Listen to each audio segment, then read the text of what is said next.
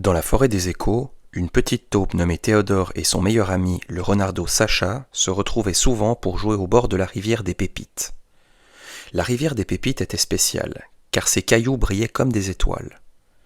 Un jour, alors que Théodore creusait un tunnel sous un grand chêne, il découvrit quelque chose d'incroyable.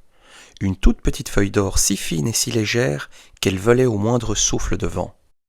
Sur cette feuille était dessiné un minuscule plan avec des flèches et des points. « Sacha, Sacha, viens voir ce que j'ai trouvé !» s'écria Théodore, les yeux ronds de surprise. « Regarde, c'est une carte au trésor !» Sacha, toujours prêt pour l'aventure, accourut en se frottant le museau. « Une carte ? Mais qu'est-ce que ça peut bien être ?» C'est écrit « Plume la feuille » dessus. La carte montrait un chemin qui partait de leur chêne et traversait toute la forêt pour se terminer au sommet de la colline chantante. Un grand mystère flottait dans l'air. Sacha et Théodore décidèrent de se lancer dans cette quête incroyable. Ils prévinrent leur amie la chouette Elara qui vivait en haut du chêne. Elara était très sage et connaissait la forêt par cœur. « Plume la feuille, c'est une légende, » murmura Elara. « On dit que c'est une feuille magique qui exauce un vœu pour celui qui la trouve. Mais le chemin est rempli d'épreuves.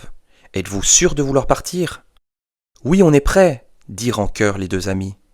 Leur premier défi les attendait juste à côté de la rivière des Pépites.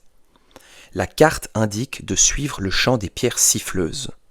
Ces pierres étaient rares, et on ne les trouvait que là où l'eau était la plus rapide.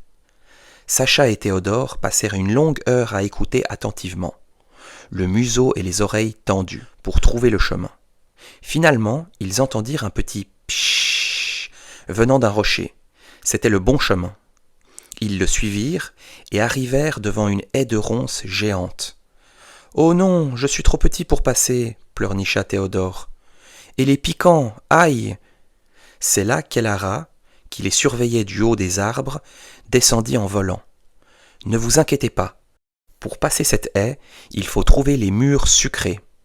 Elles font pousser de petites fleurs qui ouvrent un passage secret. » Les trois amis cherchèrent les mûres pendant un long moment. Sacha, grâce à son odorat de renard, finit par trouver le buisson caché. Ils mangèrent une mûre chacun, et aussitôt, un chemin se dessina à travers les ronces, sans les piquer. Après la haie, la carte les mena au labyrinthe des racines. C'était un endroit où les racines des arbres s'entremêlaient, créant un vrai dédale. Pour s'en sortir, ils devaient écouter le bruit de la forêt et choisir la direction où le vent ne soufflait pas. « Le vent nous aide à entendre les bruits de loin, » dit Elara. « Mais pour trouver la bonne route, il faut écouter le silence. » Les trois amis restèrent immobiles, fermèrent les yeux et tendirent l'oreille. Ils entendirent le murmure des arbres, le vol des oiseaux, le bruit des coccinelles qui marchaient sur les feuilles, et dans une direction, ils entendirent rien. C'était la bonne. Ils se faufilèrent et sortirent du labyrinthe, mais ils étaient très fatigués, et la nuit commençait à tomber. « On a faim, et je commence à avoir peur, » murmura Théodore. « Et si on ne trouve jamais ce trésor ?» Sacha le réconforta. « Ne t'inquiète pas, on est ensemble, on y est presque, et il ne reste plus que la colline chantante. » Ils arrivèrent au pied de la colline, la lune brillait, et la colline, éclairée par ses rayons, semblait chanter une berceuse douce.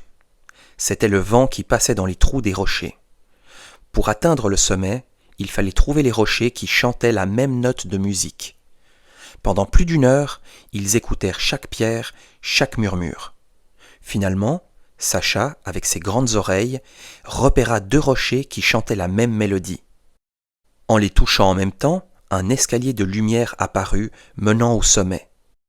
Au sommet de la colline chantante, au milieu de l'herbe scintillante, ils trouvèrent un petit coffre en bois. À l'intérieur, il n'y avait ni bijoux, ni or, mais un petit miroir. Un miroir qui reflétait le visage de Théodore, Sacha et Elara, tous les trois ensemble. « C'est nous le trésor !» s'exclama Sacha. « Plume la feuille, la carte, le grand voyage. Tout ça, c'était pour nous montrer que le plus important des trésors, c'est l'amitié. » Théodore était tellement heureux qu'il ne pouvait rien dire. Il avait dépassé ses peurs, il avait fait preuve de courage, et il avait compris que l'aventure la plus belle, c'est celle qu'on partage avec ses amis. Depuis ce jour, Ils sont restés les meilleurs amis du monde, et chaque fois qu'ils se sentaient tristes, ils se regardaient dans le petit miroir et se rappelaient le grand voyage de Plume la Feuille et l'incroyable trésor de leur amitié.